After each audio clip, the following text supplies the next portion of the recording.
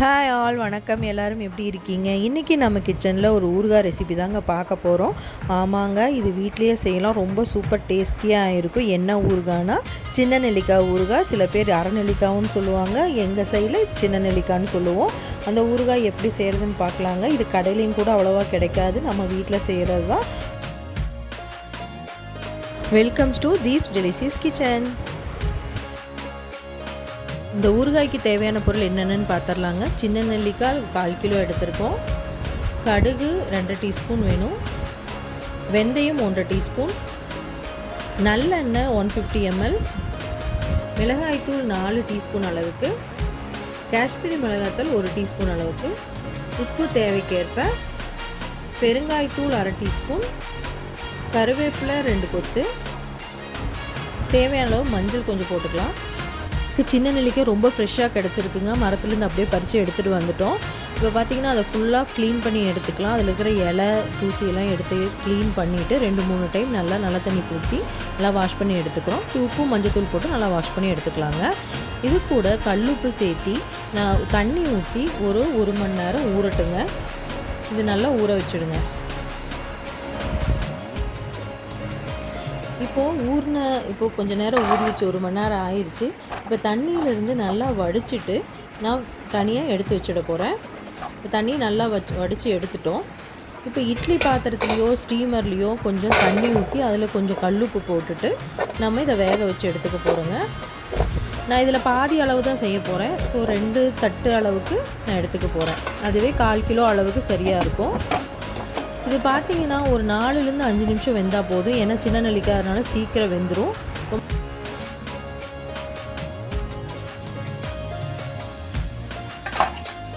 அதை எடுத்து நல்லா ஆற வச்சிடலாங்க. இது நல்லா ஆறணும். இது நல்லா ஆற வச்சிடலாம். இது ஆறிட்டு இருக்க சமயத்தில் நம்ம ஒரு பொடி ஒன்று ரெடி பண்ணிக்கலாங்க. இதுக்கு ஒரு கடாயை எடுத்து வச்சுக்கோங்க. ஒரு 2 டீஸ்பூன் அளவு கடுகு சேர்த்திக்கலாங்க. இது ட்ரை ரோஸ்ட் தான் பண்ண போகிறோம். எண்ணெய் எதுவும் சேர்த்த வேண்டாம். 1 டீஸ்பூன் அளவு வெந்தயம் சேர்த்திட்டு நல்லா மீடியம் ஃப்ளேமில் ஃபுல்லாக ரொம்ப குறைச்சி வச்சு மீடியம் ஃப்ளேமில் வறுத்து எடுக்க போகிறோங்க.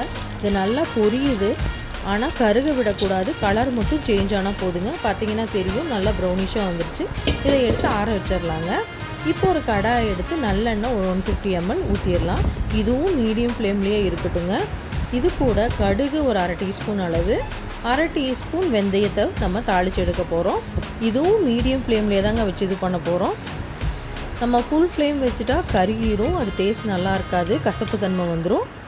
இப்போது வர மிளகாத்தூள் 4 டீஸ்பூன் அளவு சேர்த்திக்கிறேங்க. அடுப்பு மீடியம் ஃப்ளேம்லேயே இருக்கட்டுங்க. இப்போ 1 டீஸ்பூன் காஷ்மீரி மிளகாத்தூளையும் சேர்த்திட்டு நல்லா கலந்து விடுங்க. இப்போ பெருங்காயத்தூளையும் கருவேப்பிலையும் நம்ம சேர்த்திக்கலாங்க. சேர்த்திட்டு நல்லா மிக்ஸ் பண்ணி விட்டு ஒரு கொதி லைட்டாக வந்ததுக்கப்புறம் நம்ம பாயில் பண்ணி எடுத்து வச்சுருக்கிற சின்ன நெல்லிக்காவை இது கூட சேர்த்திட்டு நல்லா கலந்து விட போகிறோங்க. இது எண்ணெயிலேயே கொஞ்சம் நேரம் அப்படியே வேகட்டும். எண்ணெயில் எல்லாம் நல்லா மூழ்கிற அளவுக்கு நல்லா கலந்து விடுங்க. இப்போ நம்ம அரைச்சி பொடி பண்ணுறதுக்கான பொருள் எல்லாமே ஆறிடுச்சு. அதையும் பொடி பண்ணி எடுத்துக்கலாம். இது கூட 1 டீஸ்பூன் அளவு வெல்லத்தை நான் பொடித்து சேர்த்திக்கிறேன். இது பார்த்திங்கன்னா புளிப்பு, காரம், இனிப்பு எல்லாம் கலந்த கலவையாக இருக்கும். இப்போ பொடி பண்ணி நல்லா எடுத்துட்டோங்க. இது நல்லா ஃபைன் பவுடராக எடுத்துகிட்டு அதையும் எண்ணெயில் போட்டு மிக்ஸ் பண்ணி விடுறோம். இது நல்லா வேகட்டும். இப்போது தேவையான அளவு கல்லுப்பு சேர்த்திக்கோங்க. கல்லுப்பு ஒரு பிஞ்ச் ஜாஸ்தியாக இருக்கணுங்க. அப்போ தான் ஊறுகாய்க்கு நல்லாயிருக்கும். இப்போ கல்லுப்பு சேர்ந்து நல்லா கரையிற வரைக்கும் மீடியம் ஃப்ளேம்லேயே தாங்க குக் பண்ணிகிட்ருக்கேன் நான் இது வரைக்குமே. இப்போ நல்லா கலந்து விட்டுட்டேன். பார்த்திங்கன்னா எண்ணெய் பிரிஞ்சு அந்த மசாலாலாம் நல்லா வெந்து வந்திருக்கு. நல்லா மிக்ஸ் பண்ணி விடுங்க. எண்ணெயோட மசாலாவோட நம்மளோட நெல்லிக்காய் நல்லா குக்காகி வரணுங்க.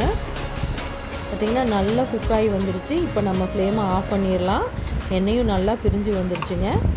இப்போ ஆஃப் பண்ணிவிட்டு நம்ம உடனே மூடி போட்டு மூடக்கூடாது. ஏன்னா மூடியில் ஆவிப்பட்டு அந்த தண்ணி விட்டாலுமே ஃபங்கஸ் ஃபார்ம் ஆகிறதுக்கு சான்ஸ் ரொம்ப இருக்குங்க. அதனால இது நல்லா ஆற வச்சுருங்க. இதுக்கு 1 மணி நேரம் 2 மணி நேரம் நல்லா ஆறுனதுக்கப்புறம் மூடி போட்டுடலாம். இதை நம்ம டேஸ்ட் பண்ணி பார்க்குறதே 1 டே இல்லைங்க 2 டேஸ் கழித்து நம்ம டேஸ்ட் பண்ணி பார்த்தா தான் இது ரியல் டேஸ்ட் தெரியும். இப்போ 2 நாள் நான் முன்னெல்லாம் மூடி போட்டு வச்சுட்டேன். இப்போ 2 நாள் கழித்து தாங்க எடுத்திருக்கோம்.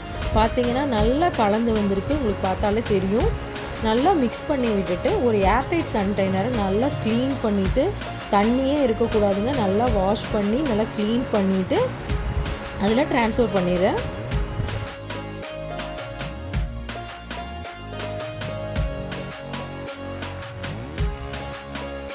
இப்போ ஊறுகாய்க்கு மட்டும் பேசிக் ரூல் என்ன அப்படின்னா, தண்ணி இல்லாத பாத்திரத்தில், க்ளீனான பாத்திரத்தில் நம்ம ட்ரான்ஸ்ஃபர் பண்ணுறோம்.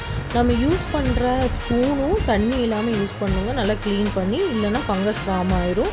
இது 10லேருந்து 15 நாள் வெளியிலே வச்சு யூஸ் பண்ணலாம். நீங்கள் ஃப்ரிட்ஜில் வச்சு 3 மந்த்ஸ் வரைக்கும் வருங்க. கண்டிப்பாக ட்ரை பண்ணி பிடிச்சிருந்தா லைக் பண்ணுங்கள், ஷேர் பண்ணுங்கள், சப்ஸ்கிரைப் பண்ணுங்கள். கண்டிப்பாக தீப்ஸ் டெலிஷியஸ் கிச்சனை சப்ஸ்கிரைப் பண்ணிக்கோங்க. தேங்க்ஸ் ஃபார் வாட்சிங்.